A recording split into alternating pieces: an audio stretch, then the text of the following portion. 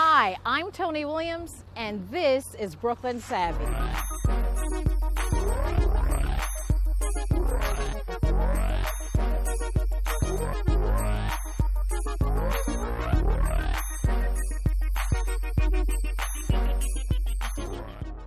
Hi, I'm Tony Williams, and welcome to Brooklyn Savvy. Well, Brooklyn Savvy is going to go metaphysical on this episode with Ray Sett. But before we talk to you, Ray, about what it is you do, let me introduce our panelistas. We have a guest panelista, Janet Neal. Thank you so much for joining us. Rachel Russo, Phyllis White-Thorne, and Denise Arbizu. Thank you, ladies. So, Ray, talk to us about being a metaphysician.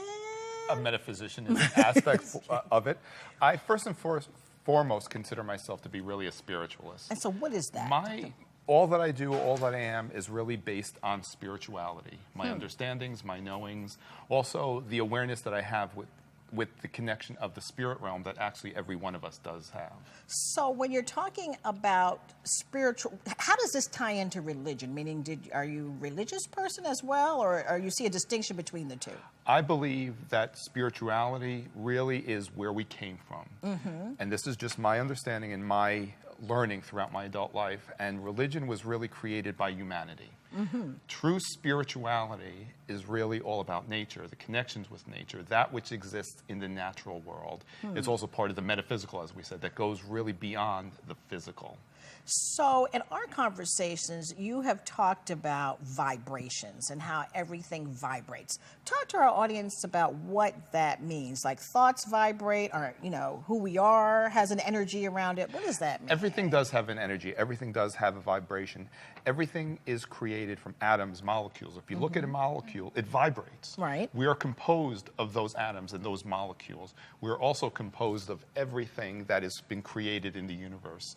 You know, I remember years ago hearing an astronomer talk about how we possibly could have the elements of Venus in one hand, but also the elements of Mercury and Uranus in another hand, because we're all created of the same stuff. So you're talking about spirit realm.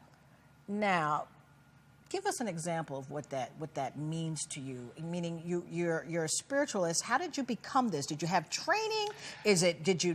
How did you happen to be? So to speak? For me, it was very evolutionary. Yeah, I'd like to hear about that. Through my own learnings with religion from when I was very young, but also. And what was your religion when you started off? When I was very young, I was brought into the Catholic religion.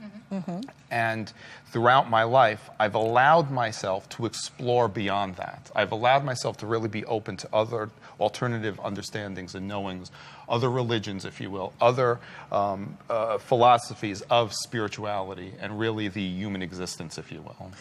And none of this see, for me, it would always be what's countering my orthodox kind of religion, which gets into your shoulds again. But so you just freed yourself from all of, I guess Catholicism has a lot to it, meaning a lot of ritual, a lot of ceremony, you know? And you know, I believe that all religion does have merit. And it really is whatever it is that we connect with. And I also believe and know and understand that there is more to it than just that. Right. There's more to it than our earthly knowing, if you will. You know, from when I was very young, something about that just never really felt right to me. It didn't resonate. And even though I was very much a part of all of this, it just didn't feel right. And as I began to grow older, I honored that. I knew that there was something more than what it is that I was being shown. So, Ray, were you getting messages, or you were picking up vibrations, or? As I understand it now, and I look back, I was receiving inspiration from spirit. Although as a 5, 6, 7-year-old, no one's really going to necessarily explain that to you in that way. I also had some very unpleasant experiences connecting with spirit from when I was very young as well, that no one really was able to, at that time, Can you share explain those, to me. or are they private, or? You know, when I was a kid, the nighttime was not a very pretty you had place. terrors, huh? Little nightmares? And there were nightmares, night terrors, but I also, looking back, I understand this, I also felt a presence. I never felt that I was alone. And many times, it's just like when a little kid is with a stranger. You're not going to be comfortable with someone that you don't know. Right. There were energies around me that I'd sense, even though I didn't understand what I was experiencing. But I also do remember having one positive experience from being maybe 9, 10 years old. I remember very distinctly seeing in my bedroom at night the image of an older woman, and what was very distinct about her is that she walked with a cane. This woman was my mom's aunt, who would have been my great aunt, who actually passed away in the home where I grew up. And she was like, my mother's family immigrated from Italy. She was like the welcoming committee. The house where I grew up was at one time her home, and everyone who came from Italy first lived in that home before they found their own place, then moved on. And so she was still there, letting everyone know. Why was she? She was like a guardian angel. angel. How could she be a guardian angel? Because a guardian angel is an angel, is it not? I mean, let's talk about the spirit realm. Angel, I'm just asking a question. Right. I believe, well, when we talk about angels, but also too when we talk about some not necessarily higher vibrational beings that could be construed as demonic, it's really just a facet and aspect of a vibration. It's a polarity. And just like everything has a positive and negative charge, when we look at this and understand it spiritually and metaphysically, an angel is a positive, high vibrational charge. An entity, a demon perhaps, is a lower vibrational, negative charge. So with that vibration, you said that when you were little, and that experience was you had bad nights. So this aunt, was her vibration a positive one or a negative one? Why was that a bad experience for you? No, that wasn't. That was a positive experience. Right, okay. It didn't feel uncomfortable. It didn't feel bad, if you will. It felt familiar, and it felt very soothing. It felt comforting. However, unfortunately, many of the other experiences did not necessarily feel as positive. Now, in your website, you talk about Silva mind control. Talk to us about what that was with you. And the Silva method is a meditation. Or should I say Silva method, the not Silva mind method. Control. Yes, the word one of those old yeah, voices back there. Yeah, that can be a little misconstrued. Right, yes. The Silva True. method Right. is a meditation program. You know, I began learning meditation through this program when I was in my early 20s. And that was probably one of the most powerful tools that I used for myself to certainly help myself to grow and to develop and allow myself to become who I needed to become. That program basically teaches and trains us in meditation, which I always suggest to my clients and anyone who really wants to explore themselves, learn about meditations, because that will help us to quiet the excessive chatter from the physical world that sometimes interferes. Now, you mentioned, or we've talked about you being an astrologer. Talk about the validity of astrology. Or, You know, I believe in what I've learned, that there was actually a time when astrology was very much a respected science. Unfortunately, because of the powers that be, whatever, and again, it's not to discredit or diminish anything or any one specific thought form. However, many times the powers that be want to inflict control over groups of people. And perhaps we are taught that we are not supposed to dabble into these arts, if you will. Well, occult, right? The occult, so to speak? Occult arts? The occult, yes. And again, you know, many of these topics are misconstrued. You know, many times we have misconceived, misperceived notions of really what this is all about. Just like many times when someone hears that I'm a psychic, that I'm a medium, they automatically think that I'm completely connected with all that there is in the spiritual realm. Yeah, because we're going to ask you that. And I can see everything about everyone. It doesn't necessarily work that way. Unless I work with a client or I'm conducting a group event. That is when I allow myself to be open and to receptive. If I were to do this 24 hours a day, 7 days a week. That would burn you out, wouldn't it? It certainly would burn me out. However, quite honestly, this is why people go mad.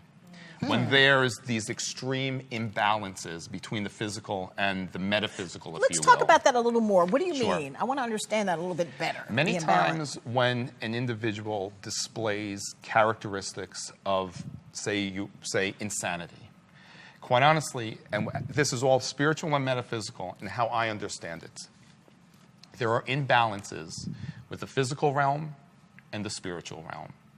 And when those imbalances are not allowed to be corrected, it will interfere with an individual's well-being. But wait a minute, are you talking about someone who might be hearing voices or schizophrenic or like a Joan of Arc? Quite you know? honestly, I hear voices. Yeah. Well, Right. I think most people Right. do. Right. Yes. Right. And most of us, one of the things, as I shared with you before, one of the things that I will always share with my clients, with the group, whoever I'm speaking to, is that what I demonstrate, I don't consider this to be a gift. I believe that I have an ability that every one of us possesses. I think you're agree. right about that. Yes. it's We're just- just blocking it off. We it's might not just- want to go there. It's just Right, like we all right, have vocal cords. However, we don't sing like Andrea Bocelli. Right. It's dependent upon whatever it is that we need to experience while we're here in physical form. You see? And So you would believe in reincarnation then? I do believe that we have been given many opportunities to experience this physical realm. Until we get it right or achieve a higher spirituality. This earthly form is very dense.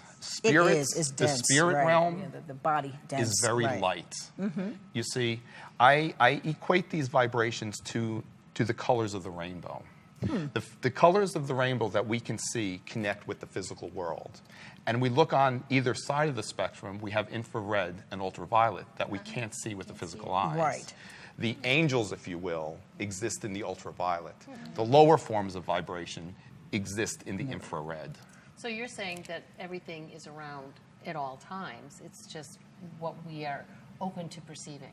What we connect with, what we choose to bring to form. It's all part of this one grand moment that we all exist in. But even spirits of deceased people, I mean, do they ever really leave us, or are they always Or are they in another dimension? in another Neutral dimension, but we have access to them if we're open to that? Yes.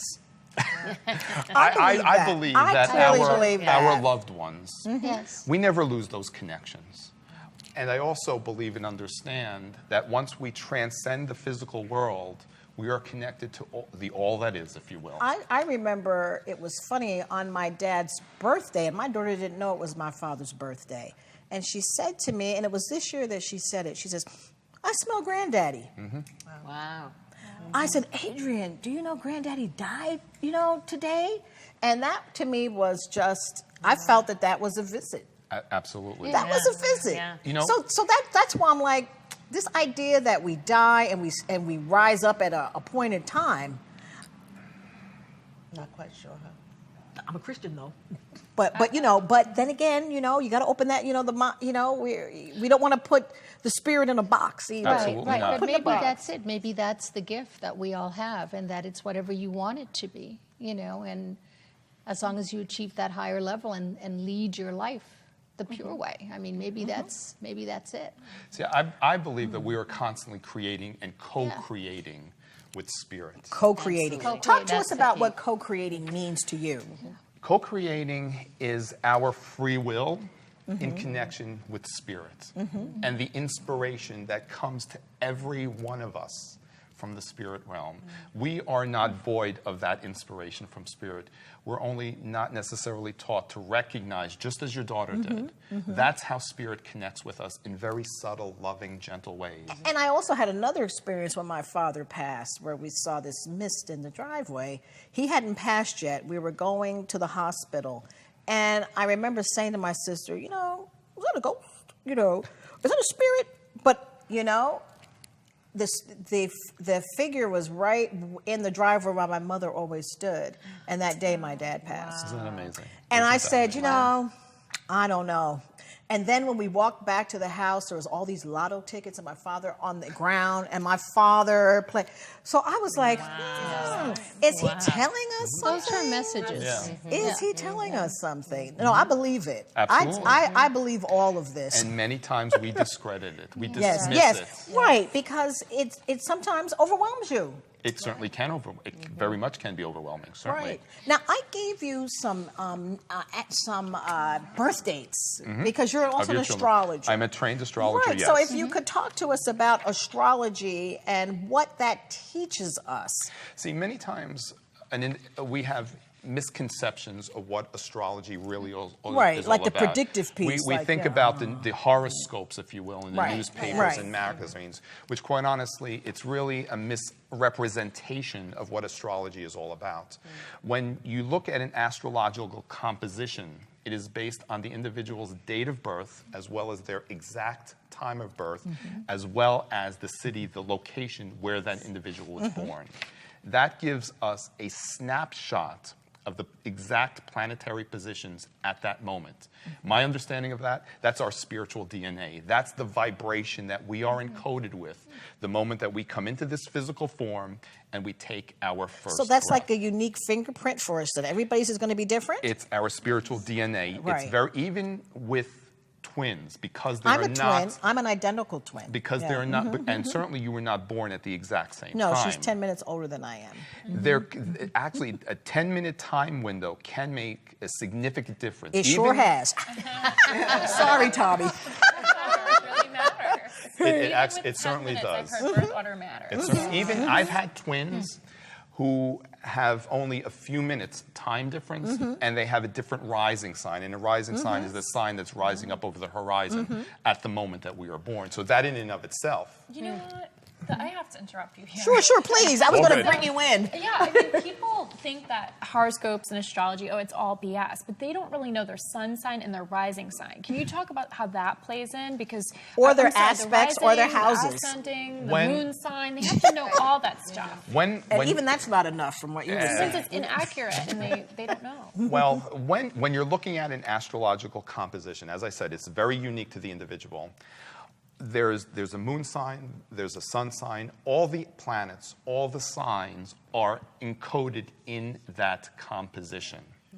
And it's divided up into 12 sectors, which most of us understand to be houses. Those are facets of our lives. They're different aspects, different parts of our lives. And all the information about everything that we experience is somewhere in that. And how the one relates to the other, the angles between the two, those are the vibrations that will define the potential of how these energies will be demonstrated based on our free will. The first thing, when I sit with a client, I will always say to them, you have a free will. I will talk about the strengths, the possibilities, the potentials that you can experience as you go through a certain period of time. Just piggybacking on what Rachel was talking about, let's explore this whole astrology, the chart, and Sure, what's absolutely. on it. You know, like, as I said, when you're looking at an astrological chart here, this is a snapshot of the planetary positions at the exact moment of this individual's birth. And if you would look at this even just a couple of minutes later, you will see how it begins to change, because nothing in the universe is stagnant. Everything is constantly in motion. Just look at the moon, how quickly the moon changes signs. And these vibrations are encoded within every one of us. And based on our free will, our desires, what we choose, is what we bring to form from these energies. I will add to that and go a little bit further. It's my understanding that before we've embodied in this physical form, this is the moment that we've chosen to come into this embodiment, so that we can experience whatever perhaps is part of our evolutionary spiritual existence So you're talking in about this the timing time. of your actual birth, your physical birth. And Absolutely. and that's why these Yes. kids are ready for what's happening now. You know, and if you look at They're ready for it. when you look at a chart, every aspect, every facet of a person's life is somewhere in this chart. Like, for example, if I was looking at your chart here, I could see your first child, your second child. I could see where is your mother and where is your father. Really? I could also see your grandparents. I could also see your physician. It's somewhere in this chart. You just need to know where to look. That's how we come up and understand when we need to answer certain questions about certain specific events in someone's life, certain people in their life. You need to know where to look. You can find my son's relationship with his father in this chart. Yes, I can. So what is it that you're seeing? All right. Okay. You want to? Well, No, maybe- let me maybe- just. No, wait. Let me clean it just. up. All right. Generally, when we look at a parent in a chart, for the Okay. father we look at Saturn, for the mother we look at the moon. Right, and my son is a Taurus moon just like I am. When there's a similarity with the moon and the sign of a parent, there is a strong connection, especially with the moon, because the moon connects with our emotions. That's the person, the and emotions, the emotional right. bonds. What's interesting about your son is that he has Saturn in very close proximity to his sun. Now, many times, the sun, many times that placement can indicate that there is oppression from a parent. Interesting. That there is, wait. Oh. However, also on the positive side, because it's always positive and negative. There's never, I believe that there is never just an absolute negative. You are absolutely correct. When we can recognize the higher vibration of a certain negative element, if you will, we can choose to demonstrate and display the higher vibration. With that placement, the positive higher vibration is that your son is incredibly, incredibly determined. Also, Yes. also, with that placement, he also has a very strong potential to succeed. That's what he told me. Interesting. Yeah. Wow. What I would suggest for your son is that he Right. get out of his head, though. Okay, He is okay. very much in his head. Yes. You know, okay, and that yes, comes from Yes. he has a He's Virgo. not a feeling guy. He's a. And let me just I will elaborate on that. He has a Virgo rising. Many times the element, the energy of Virgo, they're very much caught up in their minds because they're connected to the planet Mercury. Part of what he needs to learn for himself about his higher self in this embodiment is that he's being encouraged to get out of his thoughts and to recognize his feelings. I have often said to him, you know, where are your feelings? You almost sound, ruthless, but I don't mean it that way. But I mean when you're not tied into your emotions. You know, I want him to really understand that compassionate piece. Interesting. And as he progresses, he certainly will have the opportunities to connect with that higher part of himself as well. Interesting. Now, if you Interesting. wanted to Yeah. match him up, I don't know if he's in a relationship, but you know, There we go. I'm a matchmaker and a dating coach, and Sure. sometimes people ask me about compatibility. Now, can you look at this chart and think about who would be an appropriate match? Like, what is their sun sign or their moon sign, or do you not tell that just from the chart? You can find what an individual will be more connected with, what vibrations would be more suitable with these vibrations. Absolutely, yes. Okay. It's all there. It's all there. And do So. people come to you for that to determine compatibility, or not so much? A lot of the questions that are asked, or one of the top questions that are asked during consultation, is about an individual's relationship potential as well. Sure.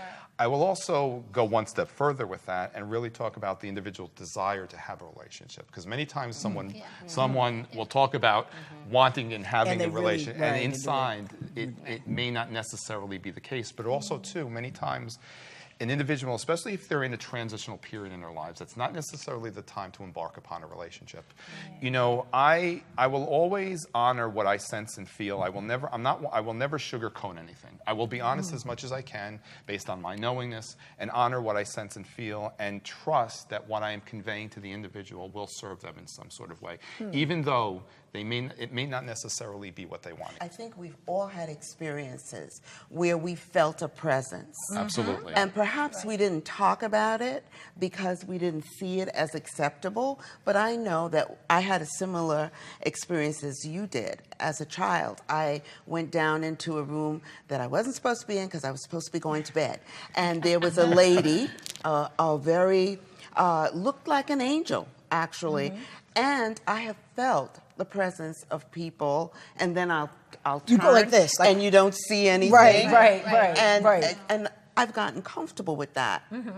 Is that a vibration? What do you see that as? You are certainly connecting with the vibrational energy of that presence. Because again, everything is about vibration. Those beings, if you will, they vibrate at a higher vibration. And because that higher vibration isn't necessarily part of the physical vibration, we can't always see them with our physical eyes. We get glimpses of them when we allow ourselves to be part of that vibration, because certainly we can raise our own vibration as well. Well, how do you do that? I traveled recently, and all these people started blowing up my phone, okay, contacting me that I haven't heard from in a long time. My friend said that's because you increased your vibration by traveling. Is that true? Or maybe it was where she was, vortexes. I was in LA. No vortex there. No vortex there. It could have been just your own heightened energy. Okay. And perhaps your friends and relations were connecting with that in some way. We certainly, each and every one of us, can increase and raise our vibration, as I said before. And that would be certainly through meditation, right? Through meditation. I will always advocate Now meditation. let's talk a little bit about vortexes, because I was in Sedona, and I have to tell you that place feels like no other place I've been. Yeah, it's very powerful. What's going on there? It's very, very powerful. Throughout the world, there are energy points. That's an energy point. And many times, those realms, those places with high vibrations will feel very peaceful. You talked about planets lining up, and I just saw something that it's the first time in like 2,000 years that Jupiter is aligning with Venus, is aligning with something else. Sounds like Lucky in All right, well, Love. that's actually, if you talk about Venus and Jupiter, they will align once a year. It's the outer planets that will align less frequently. For example, between 1989 and 1993, the planets Uranus and Neptune were in very close proximity in the sky. At that time, the individuals who were born unto that time demonstrate such a heightened sense of creativity to the point of genius. And to illustrate that a little bit further, a very similar alignment was taking place during the time of the Renaissance. Oh, interesting. These individuals are encoded with that same creative genius, that same creative potential. Also, they have a very powerful connection with the spirit realm. Interesting. Those certainly who embodied after that certainly have this higher vibrational self because they are really here to help us to remember our connection with the spirit realm. Well, I think, unfortunately, that's where we're going to have to close, but this was really fascinating. So thank you so much, Ray, for joining us. We Thank hope you to for have having you me. on again sometime. Absolutely. And I thank look you, forward Janet, to it. panelista, our guest panelista. And to all of you, thank you so much. We will see you next time on Brooklyn Savvy.